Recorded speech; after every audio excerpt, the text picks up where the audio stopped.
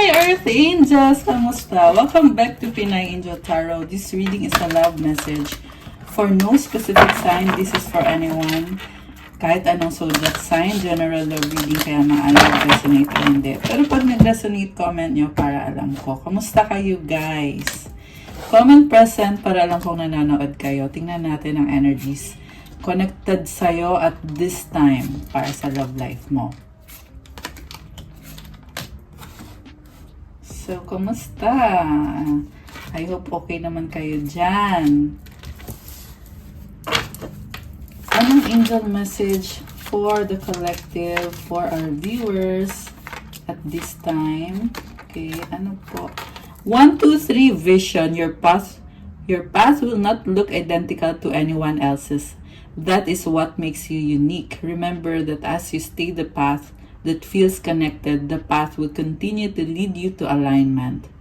Let your vision be as different as you are. So, you are very unique. Huwag mo daw ikumpara yung sarili mo sa ibang tao kasi may ibang landas ka na kailangan mong tahakin. Magpatuloy ka lang kasi habang ikaw ay nagpapatuloy, lalo din naaayos yung sitwasyon mo, yung sarili mo, yung energy mo, yung buhay mo. Affirmation, my path is mine and mine alone. When I follow my path, alignment comes naturally. I love this. Alam mo walang makakapigil kung ano yung nakatadhana sa'yo. Kaya, i-claim mo tong energy na to. Comment, I claim my blessings for me. I claim the blessings from God. So, huwag kang mag-alala kung pakiramdam mo ay mag-isa ka or pakiramdam mo ay kakaiba yung mga nangyayari sa'yo sa buhay mo. Kasi, parang ina-assure ka eh. Gusto ng angels mo na malaman mo na nasa tamang landas ka. And 1, 2, 3 angel numbers also symbolizes na you have to take it slowly but surely, one step at a time. At huwag mag-alala kasi kahit anong mangyari, sa dulo ay makukuha mo kung ano yung nararapat para sa'yo. And some of you, you even get faster results. So, the moment na inisip mo na ito yung gusto mong mangyari, agad-agad mong nakukuha yon. So, yeah, i-claim nyo yung blessings na yan. Isa pa nga, okay, ito, nasa bottom of the deck. 1818 optimism. I love it kasi may dalawang 8, which is infinity symbol kasi yan eh. Ibig sabihin, you are really manifesting and you are receiving what you put out, you receive it back. At sabi dito, successful manifestation of your abundance is near. Higher levels of optimism are needed as new abundant beginnings are on the horizon. Brighter days always come after the darkest of nights. Sa totoo lang, hindi naman madali yung pinagdadaanan mo. Pero, there are brighter days na paparating. Kailangan maging sobrang positive ka. Kasi yan din yung tumutulong sa'yo para agad-agad mo din matanggap yung manifestation mo or yung blessing na hinihiling mo. So, comment, claim successful manifestation and comment, claim abundance. I love this energy. Also, i-claim mo din yung optimism kasi yan yung kailangan mo ngayon. Comment, claim optimism. Affirmation, everything is in perfect order as I enter into this next chapter of my journey and connect to the abundance that is near. Grabe! Everything is in perfect order. So, bagong chapter na to ng journey mo. Grabe, I love this energy. So, i-claim mo na ito, guys. Again, comment, claim abundance. So, from the tarot naman, we have here, yung nasa bottom of the deck muna, is 2 of Earth. Oh, wow. You are really manifesting and creating. Yung iba sa inyo, guys, may decision na kailangan gawin. In terms of priority, kung ano yung pa-prioritize mo. Also, nakita ko dito, ini-enjoy mo lang eh. Ginagawa mo lang kung anong kailangan gawin right now. Yung iba sa inyo, guys, is double job. Dalawa yung trabaho nyo or sabay-sabay. And again, andun yung feeling na ini-enjoy mo yung ginagawa mo. You are very practical. Okay. And then 6 of Earth, the full strength, 8 of Fire, and Messenger of Air. King of Fire, 10 of Air, Page of Fire, 3 of Air, Queen of Air. So, nagkaroon ng hiwalayan dito, nagkaroon ng betrayal. One of you is maraming options at nasaktan yung isa. So, also this time, itong person na to ay gustong bumalik sa buhay mo. Masculine energy, yung gustong bumalik. At minamanifest ka niya. And also, gusto niya ikaw kausapin eh.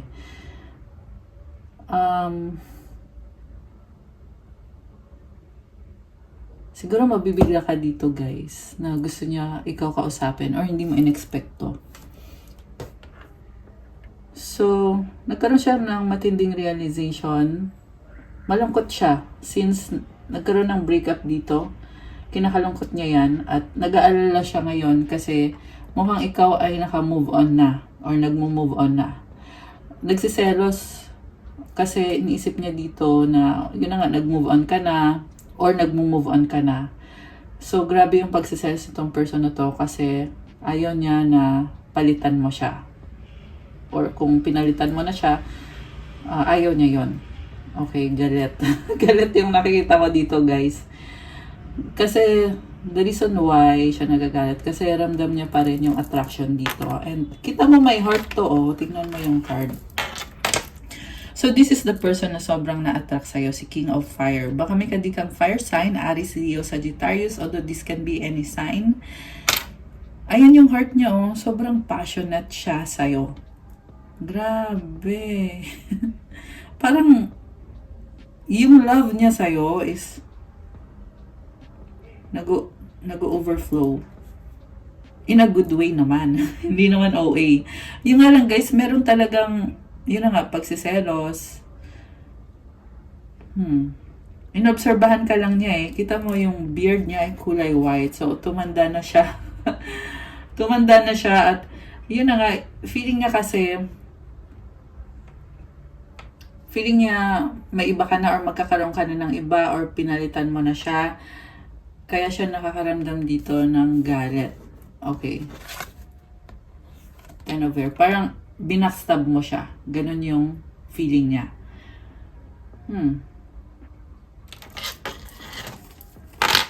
So, sa past kasi, siya yung nagkulang sa'yo kaya nga gusto niyang bumawi. Ayan, with the 6 of Earth. And then, ayun, yung pagsiselos ngayon, yung nararamdaman niya. At, natatakot din siya eh. Parang natutorpe. Natatakot siya mag-reach out sa'yo kasi ayaw niya i-reject mo siya. At,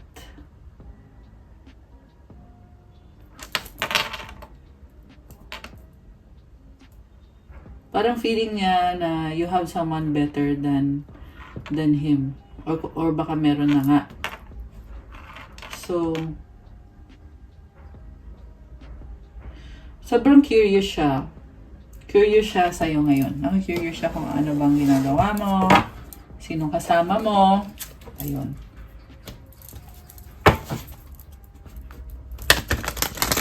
Hinarapin na. Anong steps? Yeah, although nakita ko dito, gusto niya makipag-usap, gusto niya mag-reach out. King of Air and the 4 of Fire. Wow! Commitment! Alam mo, meron siyang tinatago sa'yo. Kita mo nakamaskara, oh. Baka tinatago niya yung emosyon niya.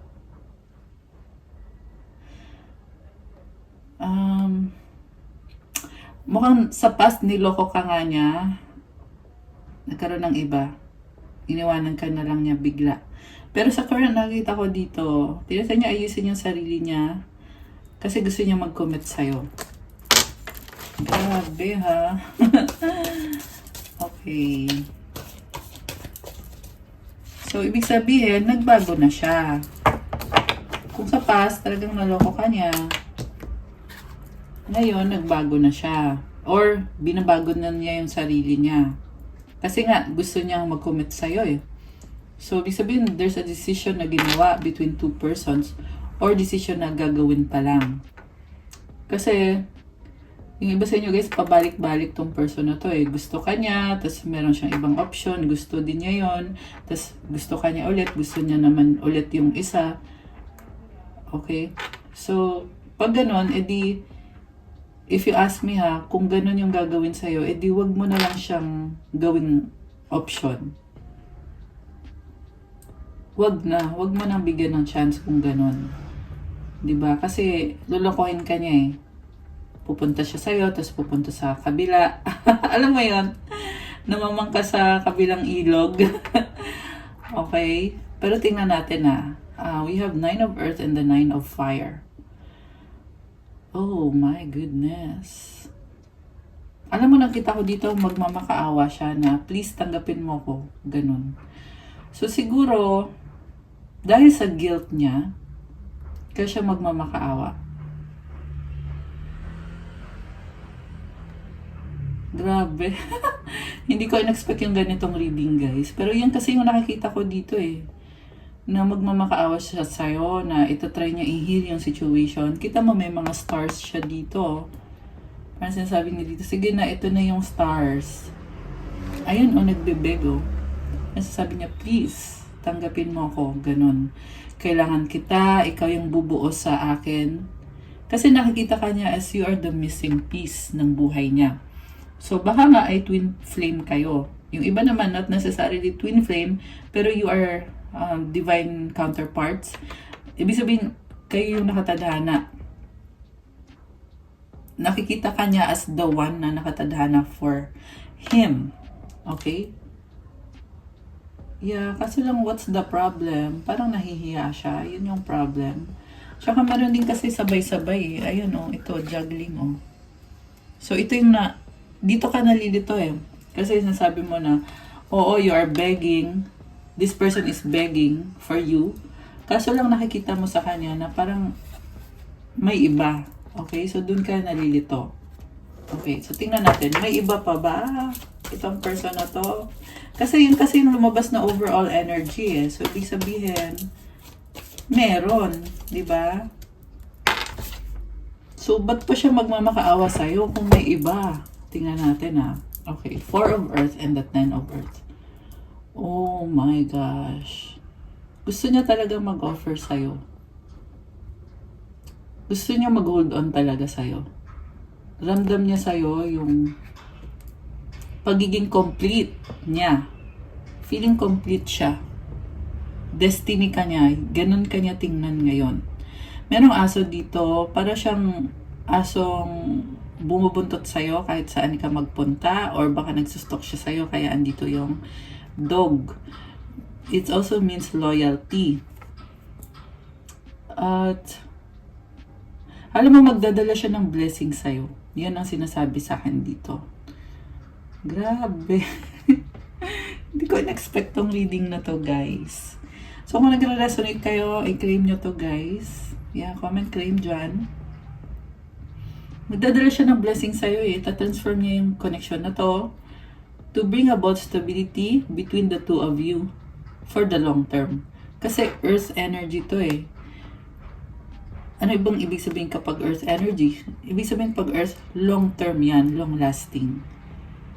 Also, baka kayo ay earth sign, Capricorn, Taurus, Virgo, or yung person nyo ay merong sign na ganon, or meron yan sa chart nyo or sa chart ng person nyo. Parang na-feel kasi ng person mo na aligned siya sa'yo eh. Or nililid siya sa'yo. Hinahanap-hanap ka niya. Grabe. Shocking! Nakakaloka. Okay, so 7 of fire. Okay, itong horse na to, unique, kakaiba. Oh, this could be you. Alright. The moon. Oh, wow. May momentum. Okay. Sino yung may momentum? Ikaw or siya? May momentum ako nakikita dito, guys. So, baka mabibigla ka na lang na kumakatok na sa pintuan mo. 10 angel numbers on the screen now. Oh my gosh. Grabe Kakagulat. And we also have Ace of Fire, which is all about following their heart, passion, attraction. Grabe, oh, Ten of Fire. Oy, nalaglag yung the Hermit. Okay, patience. Alam mo, burden siya eh. Burden siya. So, mapapansin mo sa kanya na yung iba sa inyo, no contact situation. Papansin mo na tahimik itong taong to. Pero, nasa isip at puso kanya. Grabe, kaloka yarn. Three of Earth. At talagang nakakita ko dito ay still begging pa rin na please give me a chance. Give me another chance. Hermit. Wow. So, iniisip niya ano bang makakabuti sa situation nyo, makakabuti sa kanya, sa inyong dalawa. Kasi may burden siya. Someone is keeping this person stuck. Grabe, umulit lang yung cards, oh. Patience. Alam mo, meron akong nakikita na nagmamanipula sa kanya. Okay? Hinaharangan yung connection nyo. So, yun yung kailangan mong pag-isipan. Matitiis mo ba yan? Kung mapupunta ka din lang naman sa isang sitwasyon na ikaw ay magtitiis, di ba? Makakayanan mo ba yun? So, dapat ngayon pa lang alam mo na. Although hindi yan sa lahat magre-resonate ha. Okay? Pero meron kasing iba sa inyo guys na merong humahadlang dito sa taong to at sa connection nyo. So, Five of Water and the Sun. Nagkakaroon ng clarity na kailangan ng mga pagbabago dito kung ito ay mag-work out. Sabi ko nga kanina, meron nga pabalik-balik eh.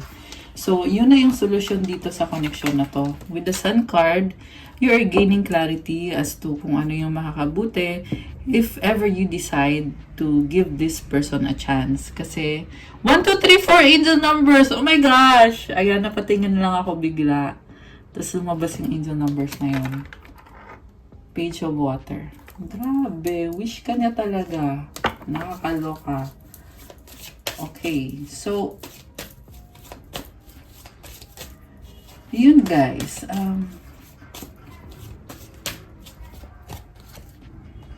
Eight of Water. Tumalikod ka eh. Merong boat oh. So, kaya naman palang magmamakaawa siya sa'yo. Kasi ikaw ay tumalikod na. Dalito kung bakit ka tumalikod. Kasi binaliwala ka niya. Kasalanan naman din niya. Yun nga yung dahilan kaya siya magmamakaawa. Kasi, hindi ka nag-work out dahil sa kagagawan niya. Merong imbalance sa mga ginawa nitong taong to. Mukhang matagal kang nakaloop sa isang cycle. Oh, and I'm seeing na mirroring kayo. Okay? So, tingnan muna natin. Malikod ka. You want a new beginning for yourself. Gusto mo ng ano eh. Siyempre, una sa lahat, hinihil mo yung sarili mo. Gusto mo ng peace of mind. So, ibig sabihin, dahil sa taong to nawalan ka ng peace of mind at ngayon ay gusto mong magkaroon ng peace of mind. King of Earth. Wow. Alam mo, nakakita ko sa'yo is maturity.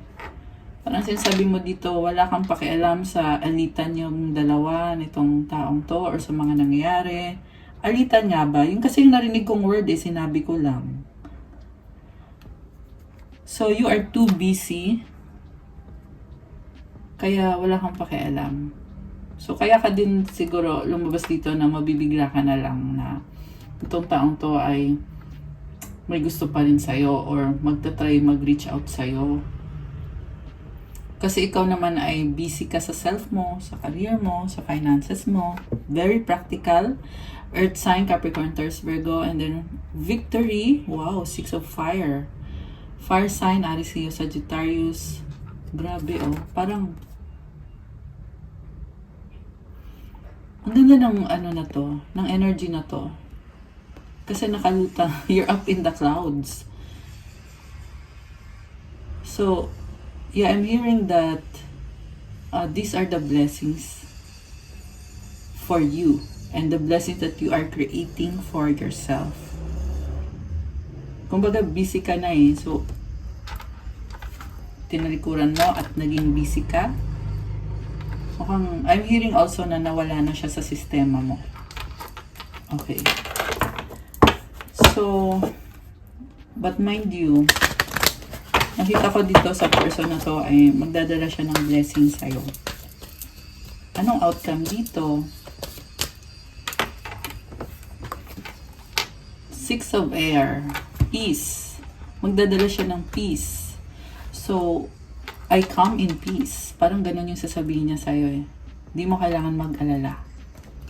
I mean no harm. Ace of Earth. Messenger of Fire.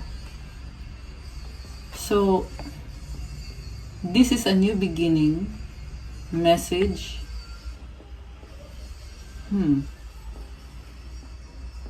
Peace offering. So, I feel like hindi mo kailangan mag-alala kung busy ka man. Itong person na to ay babalik sa buhay mo. Magdadala siya ng peace. Magdadala siya ng harmony, blessing, and I feel like yung paparating na blessing ay hindi siya parang hindi niya ipipilit. It will come naturally. Yeah, kasi Ace of Earth, Messenger of Fire. So, this is a very good reading. Okay. Pero, yeah, gusto ko i-clarify yung about dun sa other person. Kasi kasi kino-consider mo din, yeah, if ever, kung mangyayari man itong peace offering na to, kailangan mo i-consider yon, di ba? Kung merong other person dito. Love, wow. Decision. So, again, the final outcome is love. Na kung mangyayari itong peace offering na to, there must be a choice, or maybe there's already a choice na ikaw yung pipiliin niya, ikaw yung mamahalin niya, at magpo-focus sa relationship na to, or sa connection na to. So, kailangan i-build yung trust.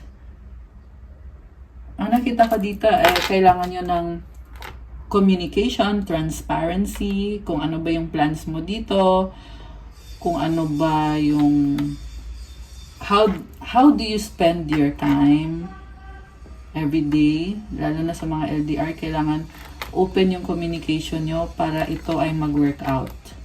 Iyan yung solusyon dito. And when it comes to the feelings, yes, there is love, there is attraction. Yung yung solusyon para mag-workout itong connection na to, yan na lang yung kailangan yung gawin. Grabe! So nice! So complex and yet so clear din yung reading natin today. Comment if you like it, guys. Ako, I like it. Ano ang love energies sa inyo nitong person na to? Together! Oh, wow. Grabe. So much passion and attraction. Find joy in the simple pleasures of just being together. Dreams. Look to your dreams. They hold all the answers you seek. Iniisip-isip ka nitong person na to. Hideaway, make time to be with your person, create your own special hideaway. Okay, LDR ulit yung nakikita ko dito. May distance eh. Divine timing. Trust in divine timing, love arrives when it's meant to. Yeah, divine timing is at play. Kasi sa totoo lang, ikaw naman ay, sabi ko nga, may sarili ka eh. May sarili kang mga plans. And then there is this person na gustong pumasok sa buhay mo or pumasok ulit sa buhay mo, gustong bumalik. Alone time. Ayan.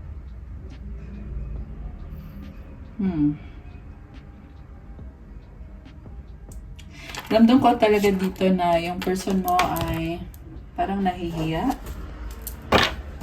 Parang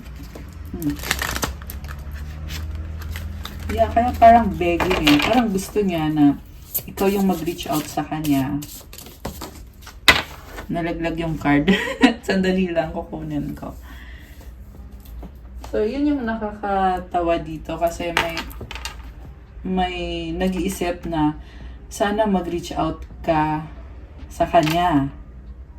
So, paano mo naman iisipin yun kung complicated nga yung nangyari dito at ikaw ngayon ay may sarili kang sistema, Two of Air.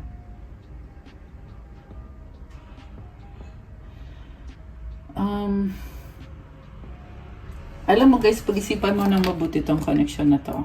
Okay? Kasi, parang sinasabi dito, aanhin mo yung love. Kung yung taong ka-deal mo ay walang isang salita or walang isang pabalik-balik lang siya eh. Ayan Two of Air. Gusto ko to, tapos ito pala yung gusto ko. So, yeah, I know sinabi ko kanina na gusto ko yung reading. Actually, ngayon yung nakikita ko parang gusto ko na ayaw ko yung reading. Parang ganun. Okay, but take it how it resonates. Tingnan natin yung nalaglag na card. Return. Oh, ayan, sabi sa'yo Second chance, opportunity, making amends. Pero again, disclaimer lang ha, pag-isipan mo guys. Kasi mamaya, babalik, tapos gusto, ayaw. Ano ba talaga? Gusto ba o ayaw? Kasi merong ganong quality yung energy nitong taong to. Oh, gusto niya, tas ayaw niya. Diba? Okay. So, ngayon sasabihin ko na hindi ko alam kung gusto ko yung reading. Yan. Tingnan natin. Ano ang mensahe galing sa universe para sa'yo ngayon? Para sa viewers natin, anong mensahe ni universe para sa'yo ngayon? Okay. My happiness is a direct reflection of my level of faith in the universe. Wow, so nice. Kapag may faith ka kay universe, talagang kitang-kita sa'yo na ikaw ay masaya, nag-glow ka. Daming stars, Ganda. Another one. Another mensahe galing kay universe para sa ating lovely viewers. Okay. Ito. Hope is the conduit for miracles. Oh, I love this. So nice. Faith tsaka hope. Kanina may love. Oh my gosh! This is so sweet. May love kanina, di ba? Faith, hope. Sana yung love. Parang biblical tong mga energies na nasagap natin, guys. Talagang truly, divinely guided. So, comment nyo to. I claim the good energies from this reading. Ayan faith, hope, love. This is a divine connection. Grabe. Ramdam nyo ba yung presence ng angels no, sa reading na to? Ayan, comment nyo dyan kung ramdam nyo. So, have faith, have hope, and love is also here. So, you also have love. You should also have love. For some of you, you should make a decision in love. 10-10 angel numbers. Oh my gosh! Pangalawang na yun ha.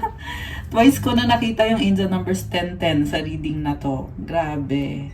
I love this.